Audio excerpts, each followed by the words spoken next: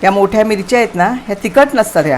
ह्याचा उपयोग भजी करण्यासाठी करतात किंवा ह्याच्या भरल्या मिरच्या पण असतात. मी तुम्हाला तो पण प्रकार दाखवणार आहे. तर मी आज ना या थोड्याशाच घेतात मिरच्यांची भजी करणार आहे मिरच्यांची. तर काय करणार आहे, पहिल्यांदा ह्याची साड ही ना जाड असते. मी काय बघा इथे थोडंसं हे बघा पाणी गरम करत ठेवलं की म्हणजे गरम झालं आहे थोडंसं, म्हणजे आपलं आपल्या सोशील एवढं. तर आधी पहिल्यांदा काय करायचं, तर ह्याची ना असे चीर पाडून ह्याला अलगद असा चीर पडायचा आणि आत त्या बिया असतील, कमी बिया असतात पण तरी पण त्या बियांना काढून टाकायच्या. हे बघा अलगद, जास्त हे नाही करायचं हे. आणि नंतर काय करायचं, हे असं ना पाण्यात टाकून ठेवायचं ह्या. आणि ह्याचे देठ आहेत ना, हे देठसुद्धा असे ठेवायचे आहेत बघा. मोठे असतील देठ ना, मोठे देठ असतील थोडेसे कापून टाकायचे, पण असे ठेवायचे का, आता आपल्या ह्या भजी सोडायला बरं पडतं म्हणून. तर या मी 5 मिनटं अशा पाण्यात टाकून ठेवणार आहे. तर त्याच्यामुळे काय होईल माहिती आहे, त्याची वरची जी साल आहे ना ती जरा मऊ होईल आणि नंतर मग मी ह्याची भजी करणार आहे.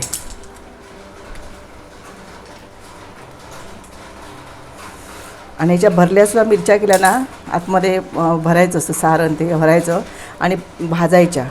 म्हणजे आपण फ्राय कसं करतो त्या पद्धतीने करायच्या, सुंदर लागतात त्यासुद्धा. बघा ह्याच्या बियाचं प्रमाण कमीच असतं, ह्याच्यामध्ये नसतात बिया विशेष असा. आणि ह्या बिया काही तिखट नसतात. तर हे बघा हे असं टाकून ठेवणार आहे 2 मिनटं आणि 2 मिनटांनंतर मी ते काढणार आहे. म्हणजे ह्याची साल आहे ना, ही साल थोडीशी मऊ होईल आणि आपल्याला खाताना ती जास्त लागणार नाही. बघा 2-3 मिनटं ठेवली आहेत पाण्यामध्ये. आता आपण नाही काढून घ्यायची. जास्त गरम पाणी नव्हतंच ते, थोडासा कलर त्याचा चेंज झाला आहे बघा.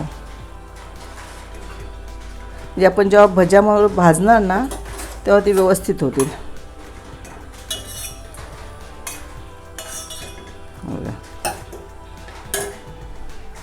आता ह्याच्यावर जर आपण ना ह्याला मीठ लावून थोडंसं ह्याला मीठ लावून घ्यायचं आहे. आपण पिठामध्ये टाकणारच आहोत मीठ, पण ह्याला सगळ्याला मीठ लावून घ्यायचं जरा, म्हणजे आतपर्यंत ह्याला मीठ लागेल. नंतर 2-3 मिनटं जाणार आहेत. मी ह्याचं हे पीठ तयार करते बेसनचं. त्याला मी थोडंसं मीठ लावून ठेवलं. आता हे मी बाजूला ठेवून देते. आता आपण हे पीठ भिजून घेऊया. ह्याला भज्यांसाठी हवं आहे ना ते पीठ.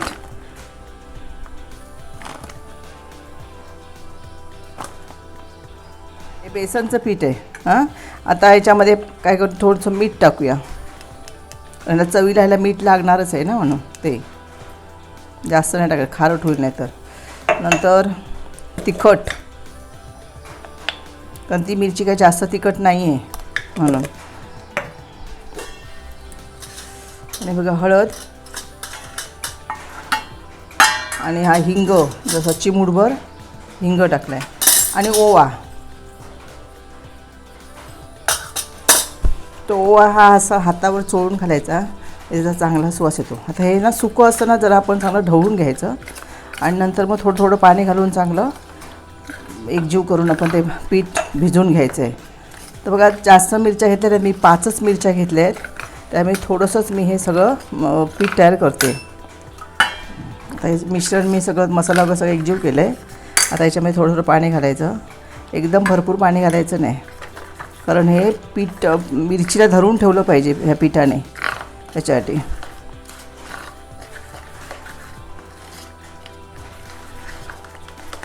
हे चांगलं ना फेटून घेतलं की मग भजी ना कुरकुरीत होतात. म्हणून चांगलं हे पीठ एका दिशेने चांगलं असं फेटून घ्यायचं 2-3 मिनटं. आणखी जरा कुरकुरीतपणा येण्यासाठी याच्यामध्ये थोडंसं मी खायचा सोडा टाकणार आहे, पण तो शेवटी टाकणार आहे. भजी तळायला घेतात ना त्यावेळेला. चांगलं पीठ असं फेटून घ्यायचं. आता इथे मी कढईमध्ये तेल घालून तापत ठेवलं आहे. तर लगेच मग त्याच्यामध्ये काय आहे बघा, इथे चिमूटभर, अगदी चिमूटभर मी सोडा घेऊन त्याच्यामध्ये टाकलेलं आहे, जास्त नको आहे.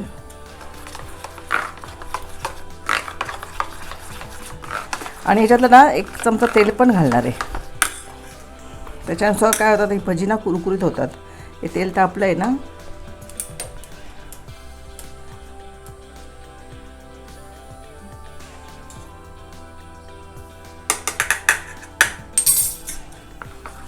चांगलं असं परत लावून फेटून घ्यायचं.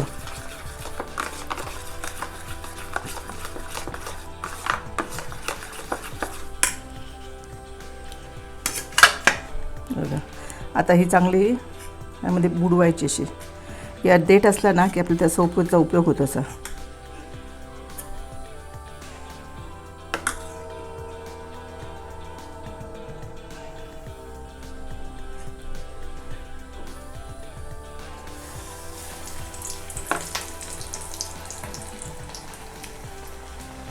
चांगलं असं घोळून घ्यायचं पिठामध्ये.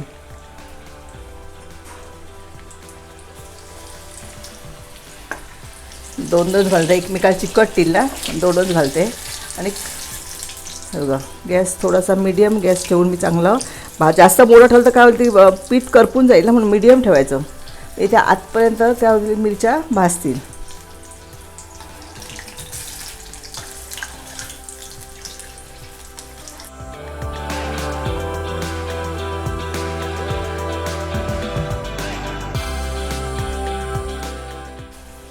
म्हणजे मीडियम गॅस ठेवून चांगल्या अगदी भाजून घ्यायच्या खरपूस.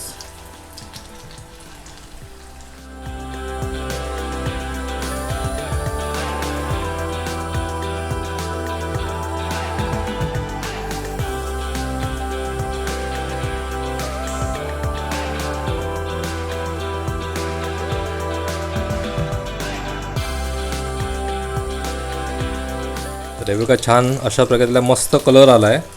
आणि अशाच त्या छान अगदी जरा मीडियम गॅसवर आपण तळून घ्यायच्या, तर त्या जरा चांगल्या कुरकुरीत आणि जरा शिजतील पण आतनं. आणि बऱ्याच कोकणामध्ये जेव्हा गणपतीचा पहिला नैवेद्य असतो त्यावेळी ह्या मिरचीच्या भज्या केल्या जातात. नंतर सुकवलेल्या मिरच्या असतात त्या पण तळून त्यावर पापड तसे पण बनवले जातात. तर हा अतिशय उत्तम असा प्रकार आम्ही तुम्हाला दाखवलेला आहे. तसेच आपल्या चॅनलवर खूप सारे युनिक रेसिपीज आहेत ज्या कोकणात बनवल्या जातात, तर त्याही तुम्ही नक्की बघा. ज्या तुम्ही कमेंट बॉक्समध्ये आम्हाला सजेस्ट करतात त्यातल्या ऑलमोस्ट सगळ्या रेसिपीज आम्ही आमच्या चॅनलवर दाखवलेल्या आहेत. तेव्हा चॅनलवर जाऊन सर्च करा ती रेसिपी आणि त्याच्या पुढे आपल्या चॅनलचं नाव टाका, तर तुम्हाला त्या रेसिपी लगेच सर्च केल्यावर मिळतील. तेव्हा किती छान त्याला कलर आला आहे. आता बाकीच्या ज्या 2 मिरच्या उरल्यात त्या पण आपण तळून घेऊया आणि नंतर तुम्हाला आम्ही शेवटी दाखवू. बाकीच्या 2 भज्या तळून होत आहेत मिरचीच्या, तोपर्यंत थोडंसं पीठ उरलेलं त्या ताईने आता बटाट्याची कापं बनवली आहेत. आता बटाट्याची भजी पण आम्ही करणार.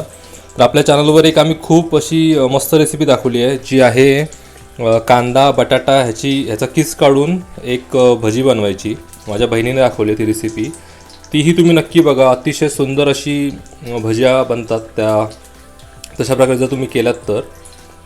कारण ती एक वेगळी आणि युनिक रेसिपी आहे. आपण नेहमी कांद्याच्या भज्या बनवतोच, पण ती एक वेगळी रेसिपी आहे, तेव्हा तीही तुम्ही नक्की करून बघा. तर मित्रांनो हे बघा बनवेपर्यंत मला काय राहवलं नाही, त्यामुळे आम्ही एक मिरचीची भजी खाऊन बघितली. तर ती अतिशय सुंदर चवीला झाली आहे, छान कुरकुरीत पण झाली आहे, अगदी व्यवस्थित शिजल्या पण आहेत त्या मिरच्या. तर तुम्ही पण अशाच प्रकारे मिरचीची भजी ही नक्की करून बघा. ती कशी झाली हे आम्हाला कमेंट करून नक्की सांगा. हा व्हिडिओ तुम्हाला आवडला तर व्हिडिओला नक्की लाईक करा आणि चॅनलला सबस्क्राईब करायला विसरू नका.